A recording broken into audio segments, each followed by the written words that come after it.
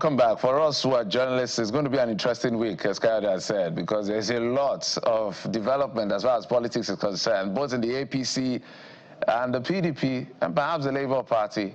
And somewhere in between the mix, the NNPP has joined that fray. And the National Publicity Secretary of the NNPP is right here with us, Mr. Ladipo Johnson. Thank you, sir, for coming on the program. It's been a while. Yes, it's been a while. Good morning. Thanks for having me here.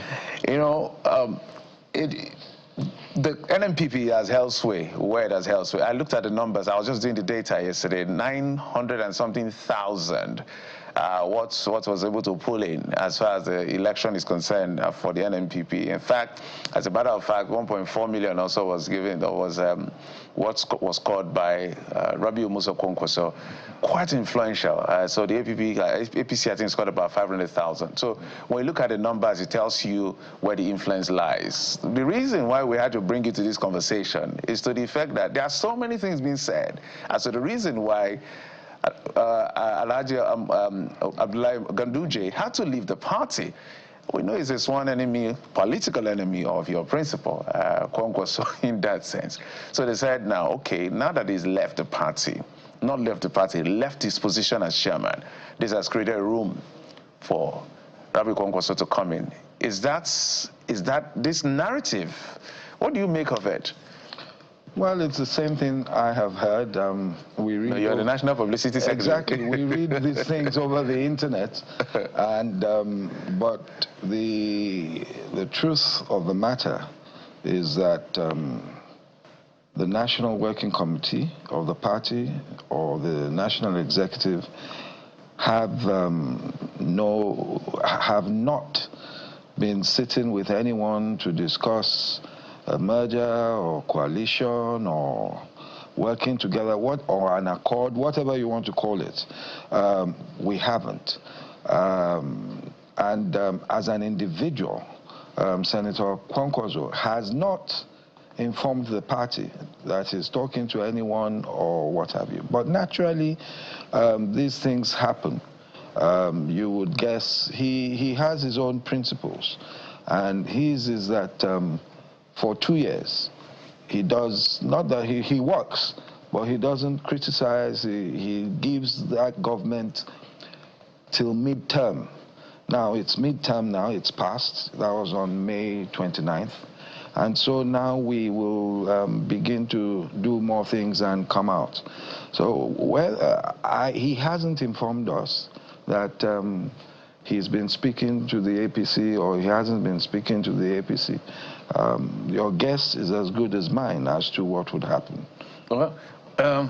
Okay, but we know that Suleiman Kawu has actually defected to the APC and he's been welcomed. So sometimes, if you follow politics, there are foot soldiers that go ahead of the big masquerade joining the party. But let's bring in Mr. Felix Moka, the APC National Publicity Secretary. Mr. Moka, welcome to the program. I'm sure it's been a busy one for you this period, and I'm sure you've heard all the possible reasons as to why Abdullahi Ganduje had to resign. There was a pressure by you saying for personal matters he has to attend to, but there are a plethora of other reasons. So first, why did he resign? And I would like you to speak to the other reasons people are giving in terms of the political permutation as to why he left, why he resigned his position as the chairman of the party. Thank you very much, John. As far as we are concerned, you know, the reason National Chairman Dr. Abdullahi Ganduje resigned from his position, we've provided that publicly, and that's really the reason he resigned. Now, look, I understand that when an event like this happens, people tend to speculate and conjure up all kinds of other reasons why they think the national chairman may have resigned. But, you know, what I disclosed in my statement is the much we believe and we know. We are not the one who resigned. The individual who resigned told us why he resigned. And it's not in our place to speculate, you know, to other explanations for his actions. We're not going to do that because we're a political party. You know, all we're concerned about now, it's not about really bothering about the reasons or other reasons why he left his office, but to focus on the process for his replacement going forward. And as I indicated in my statement, we are now consulting to convene a next meeting of our party to have that conversation and hopefully have a decision about a successor to Dr. Ganduje. Will it be out of place to have Mr. Kwankwanso joining the APC? Because I think at this stage you need him more than some will say he needs you, because the president needs that re-election. He sort of just has his votes in the bag. He carries it around, as they described former President Buhari. So will it be out of place to have him join the APC? I thought I just listened to your guest who was speaking say that as far as he was concerned, that he had not heard from Kwankwanso about this entire speculation. I'm not going to sit here and tell you, Kwankwanso is an elite. He's one of Nigeria's, eminent citizens, and he is free as a political agent to make decisions for himself, to decide to join, our party or to join any party or to remain in his party. As of today, my dear friend, I can't tell you anything about that. But, if tomorrow Kwankwanso decides to join APC, we will deal with that and, respond as we have responded to others who have made such requests, whether they are governors or, members of the National Assembly, or for that matter, other regular citizens who may indicate interest to join our party. I mean, the process is the same. We celebrate those who come into our party, and we are hoping to grow even larger than we are already. So it wouldn't be out of place to have him join the APC? He is a citizen of the Republic of Nigeria. All right. Anyone who wishes to join APC may join APC. All right. This is not exclusive to Kwankwanso, to anyone in particular. As a matter of procedure, our doors are open. We welcome those who want to join our party, who want to work with us, work with the president to achieve the objectives he set for this administration. All right. Thank you, Mr. Moka. We'll come back to, the intrigues, again, particularly within your party, this issue about national chairman and all of that. But Mr. Johnson, well, he said that Mr. Kwankwanso is a free citizen, and you've said that he doesn't really speak about the governance of things until the midterm and afterwards. Yes, and I want you to be as upfront as you can be, because there's a politics of things and then there's a governance of it, right? So all of the politics, the games, the intrigues can play, but when it comes to governance, it's real business, because it affects the lives of Nigerians. Yes. The outcome that the APC has been able to achieve in 2 years of President Bola Tinubu's tenure, or you can say the 10 years of the APC put together, because some people forget that the APC was in power 8 years before now. Does it look like something that Mr. Kwankwanso wants to pair himself with, wants to, the word fails me, but something wants to associate himself with, the outcome that this APC government has been able to achieve? Is this something he wants to put his name to? Well, that would be left to him. However, there are several things he's said in the past year or past 2 years. Once in a while he speaks. And there are certainly things that we do not feel should be where they should be. Insecurity, the economy, things like that. And we've said it time and time without number that this government could improve on those things. So no one is saying that the past 2 years or the past the 8 years, before that, we're not saying it's been perfect or whatever. We said a lot of things, even at the last election, after President Buhari's tenure. So whether he would want to associate with this present government, I'm not sure. I do not know. I know that if he believes it is a possibility, if he believes he can bring something to the table, the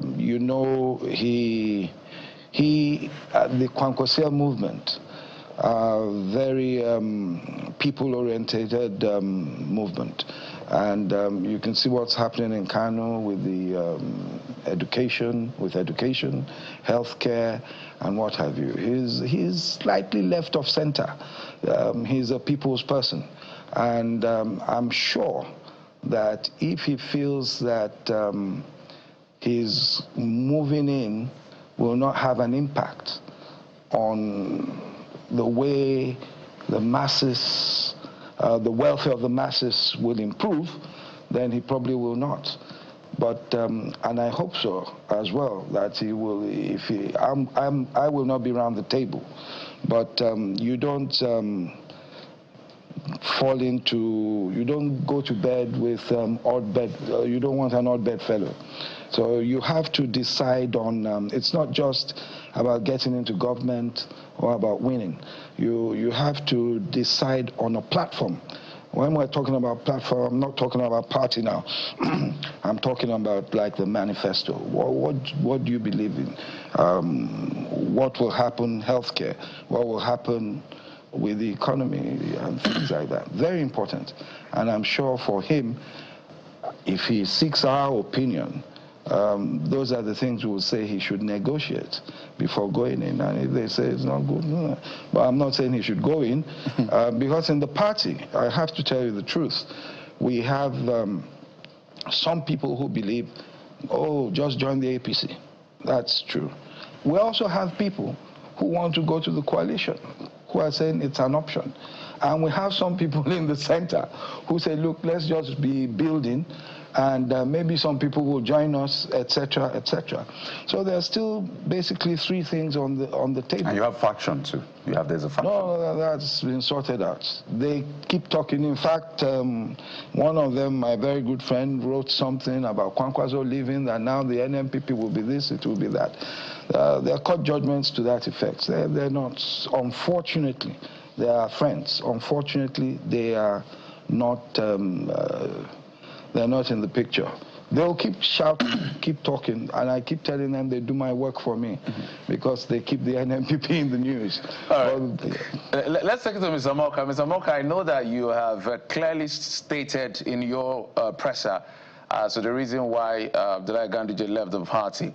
But we also have other people commenting. In fact, they're excited. I think we had one of them in our sister program yesterday about the fact that this is now the time to return the chairmanship of the party to where it should be. I mean, referencing issues around Abdullahi Adamu. So I looked at the numbers yesterday by region. The president won North Central, one Northwest, one Southwest, and then the other parties distributed 2 and 1 accordingly. So, but when you look at the numbers that Mr. Kwankwanso brings to the table, almost 1 million in an election. In fact, I think the Southwest, no, the Southeast, the entirety of the Southeast, the APC did not score up to 150,000 from my numbers that I calculated. But only in Kano, Kwankwanso's NNPP scored almost 1 million votes as far as that is concerned. So I know that you politicians look at number. Where I'm going to with the question is to the effect that I want you to speak to the issue of internal democracy, because some of the agitation they've raised is to the effect that if you have the Speaker of the House of Representatives from the Northwest, how do you now have the chairman of the party also from the Northwest? We can even go further to say the Deputy Senate President from the Northwest. So that's why they're agitating. If you look at what they call the Big Six in terms of distribution of powers, I'm referencing how the PDP does it. I'm not sure how the APC does. Speak to the issue of internal democracy and what the party intends to correct going forward. You know, every moment like this, where opportunity is offered to any institution, including the APC, to recalibrate, to review, to take another look at whatever system that is dealing with, we take that opportunity seriously. And our NEC is an institution that is properly constituted with individuals, leaders, members of the party from every zone of this country.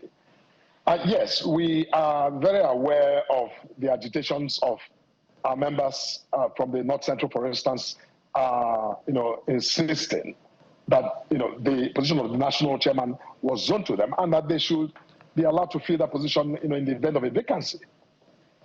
All of those concerns and agitations and demands and requests will be at the table and will be within the focus of our next NEC meeting as they review this situation and make decisions. I don't think anything is off limit. So, those who think that they deserve or that it's equitable for them to provide a replacement for this chairman, they will be heard. And I think that, we have leaders in our party, the president, who is also about fairness and who understands the importance of balancing. So, look, I don't want to speculate. As I've always told anyone, look, it's not helpful to speculate as to what the outcome might be, but I know that we will take deliberateness in the review of all of these circumstances in order to make decisions that hopefully will meet the perception of fairness or inclusion or, whatever other good that, might be served. We will do that. And I am very confident that at the end of our next meeting, some of these issues will be, put to rest. Mr. Moka, I just wanted to quickly speak to this, but 1 second. Let me come to Mr. Ladipo Johnson because of time. And I just wanted to speak to one. For you, because you said that there are different people in the party and they want different things. So let's be sure which of the the opinions we're getting now. Yeah. Because you're planning for 2027. Yes, you have Kano right now, but things change, right? Yes. Things change really fast. And they say that the best you can do as a politician is to keep aligning such that you can grow bigger and bigger. No point staying in a small corner when you can be bigger. Is it insulting to offer Mr. Kwankwanso a vice presidential position? Well, it's not insulting to offer him. Whether he accepts or not is a different thing. As I said, that has been our policy for long. I've been with Senator Kwankwanso since 2013, 2014. It's always been about the beliefs of the movement and whether those you're going to get involved with will allow you or make sure that such things happen. You have coalitions all around the world all the time, but it's always about sitting down and saying this is our platform. When it comes to education, this is what we believe in. When it comes to health, this is what we believe in. So as I said elsewhere a few days ago that yes, there are rumors at the moment, but it's a possibility. Because even after the 2023 elections, we said we were open to discussions with anyone who wants to move forward. Let me explain what I mean. So you could get a vice presidential slot in the APC, you could, or have that coalition and maybe be the presidential candidate, have a Peter Obi as the vice, or be the vice and have Peter Obi as the presidential candidate. Because these are things you people are considering. Yes. And it's a gamble at the end of the day. But one, I don't know if you engage in that, one usually looks better than the other. Yes. Which one is better? Staying right now where you are, joining a coalition where he can maybe call the shots some more, or joining the APC where naturally he will not have the upper hand. He will still have to negotiate and get some bits. Well, again, I'm sorry. Again, this is you. I'm asking you. Oh, personally? Of course. Oh, personally, at my level, I've been talking to people from various parties. We have people from the Labour Party, the PDP, because the PDP is in turmoil, talking to us. At my level, with friends and what have you, and some members of the party. So yes, that is going on. We haven't had any talks with anyone from the APC. Yes, people from the APC have called me to say, oh, if he's offered, please encourage him to accept. But that's different. But personally, I've had conversations with people regarding coming together, building something together. But, you know, it's a team game. It's when you talk about the party or the movement, it's a team game. Right. And it's not your will, my will be done. It depends on the average, you know, decisions from people, whichever is more popular. Spoken like a true politician. Keep your options open. Mr. Ladipo Johnson, National Publicity Secretary of the NNPP, thank you for your time. Somehow the NNPP is back in the phrase, like the bride now, and everybody's trying to win. But we'll see. That's why we have the good numbers. That's why Dr. Nebunam is fed up, because you know the name. It says a new Nigeria. And that's what we're all working towards, even you. Well, we'll let you go while we stay with Mr. Moka for just a moment, right? So, thank you for coming on the program. I was going to ask Mr. Moka, Jeffrey, just before you come in. What's been described as a curse of the national chairman of the APC. And yes, we have had Chief Bisi Akande, who was sort of transition in that sense. But we had John Odige Oyegun. You know, he got a lot of support from President Buhari, but he was replaced in 2018 at the National Convention. Then Adams Oshiomhole came in. We know what happened. May Malabuni came in as well. Abdullahi Adamu came in. And then Umar Ganduje came in, and it looks like you can almost predict that once the national chairman of the APC is coming in, they're almost telling him, you know that you will not complete your tenure. What is it exactly? Is it a curse? Is it a thing that the APC just does? Or what exactly? Kayode, we are a very young political party, and one that is evolving in its natural direction.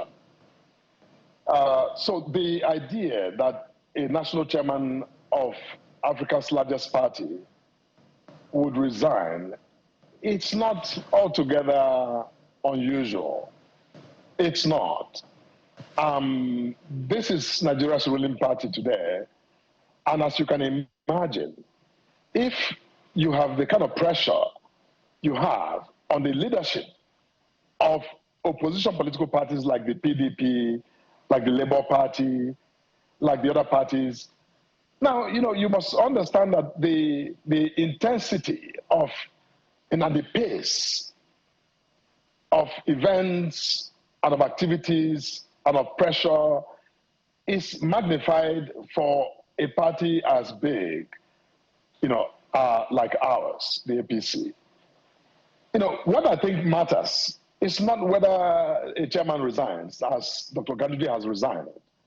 I think it has to do with the seriousness, the cogency of our succession process. With all of these successions you've referenced, with Abdullahi Adamu, for example, we had a smooth transition to Dr. Ganduje, as we expect now to have another smooth transition from Dr. Ganduje to a new national chairman. I think that's really what counts. We're building our capacity, we're building our institution. Yes, we're going to have these hiccups, every once in a while, but make no mistake, I think the will to deal with these matters, resolve them, move forward, even get stronger, is there. It's very palpable in our party. And we're very confident we're going to emerge out of this, stronger even. All right, Mr. Moka, you've spoken again like a true politician, weaving your words very carefully. Let's talk about the elephant in the room. And one of the elephants in the room is to the fact that this speculation whether Kashim Shettima will follow the president as his running mate in 2027 created that scenario in Gombe State. As a matter of fact, I think I read a statement courtesy of the Deputy Senate President, Senator Barral, saying that, well, he's a big supporter of the president, and the president has his support any day, including serving in any capacity if he's called upon. And so, this thing starts as nuances. So, straight question, Mr. Moka, is there, of course, the president reserves the right to choose who he wants to choose, so let's be clear on that. Is there a plan to maybe rejig the electioneering period and the campaign such that we may have a new running mate for the president? Jeff, you called it as it is. And by the way, I'm sitting here speaking as Felix Moka, the national spokesman of APC. So I must speak like, the national spokesman of APC. But I'm being very frank with you. And because anything else other than this would be speculative. Now, you called it, which is that the president has the exclusive prerogative to decide who he chooses to run with as vice president.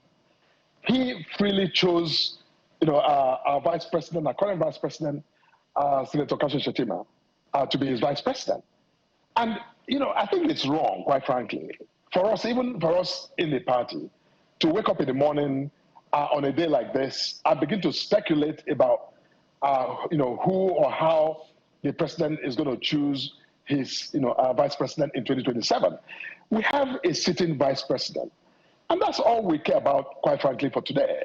Because, again, when you see the system of endorsements that we've witnessed, it's really about the president. And that is because in our primaries, it is the president who is on the ballot at that internal election. It's not the, twin ticket, the joint ticket that we have at the national election. So as a political party, we're very intentional. We don't bring in things that are not necessary in the moment. We deal with existential questions and plan towards the future. When we get there, after this president, who has not even told anyone that, he's running, once he has indicated, as is required by our procedures, to say, yes, I intend to run for re-election, then that triggers the entire process leading to the primaries. And then, once he has his ticket, he does what he needs to do to have a vice president. So we don't speculate about that, and it's not because we're withholding. Can you imagine if I were to come and tell you that? I don't know that. I can't tell you what I don't know. It's not my duty. It's not even the duty of the NWC to lead in that conversation. Yeah, it is a prerogative of the president. So that's exactly what it is. Yeah, Mr. Moka, as we wind down, as I've said, he reserves the right. He hasn't declared his intention yet, but he's gotten endorsement and he's appreciated those who have endorsed him. But why do you think the people that agitated in Gombe decided to agitate? What do you think they've heard and known that is making them to start early in the day to mount this pressure?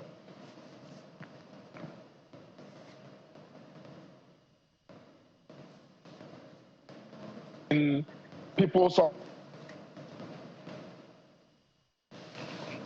Mr. Moka, if you can unmute, I'm not sure we can hear you. Anything. I don't know why. Can you hear me now? Yeah, we can hear you. Please, complete the wind down, yes. Oh, yes. No, I was just saying that we shouldn't really read too much into the events at the meeting in Gombe. People come to a meeting, sometimes they have misunderstanding, even while they're speaking, while they're on their feet at the meeting, and then things play out. And it played out. We've taken steps to better educate our people about the process of our internal primaries, how it works. So not everybody has the same understanding. These are also legal matters, procedural matters that you don't expect, everyone in the party to have, that top-notch understanding about how it works. So based on that misunderstanding, people can do things and say things. But, since that meeting, we've taken steps to provide more information about how this process works so that everyone can be calm to allow the process to, in fact, work as it should. All right, Mr. Felix Moka, interesting days ahead, clearly. But again, the answers will come in the coming days. We'll see how the politics plays out, and more importantly, the governance as well, because while all of the politics is going on, there is a real need for governance as well. But we have to thank you so much. I've been speaking with Mr. Felix Moka, the National Publicity Secretary of the ruling APC. Thank you for your time on the program. Thank you so much for having me. We'll take a quick break now, and when we return, we're going to River State. It looks like the FCT minister and Governor Sim Fubara are now back together. But are they really back together? What does this mean? We'll find out in a moment. Stay with us.